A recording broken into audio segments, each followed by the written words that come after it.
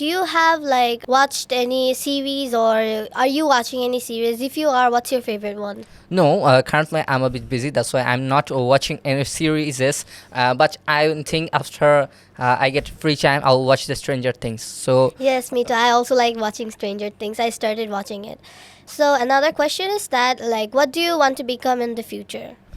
okay, well, I say that what I want to become in the future, I want to become a pilot because from my early childhood, my home was in the rooftop of a building, and from there I can see the open sky. On the open sky, I see the planes go far away with its wings clearly going through, and that makes me feel excited. And when I see a plane, I become excited.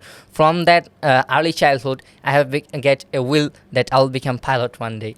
So, Is can I know about your future plan? Yeah, so like now at right this moment, I want to become a doctor, but my future plan can change anytime. I also think of being an astronaut.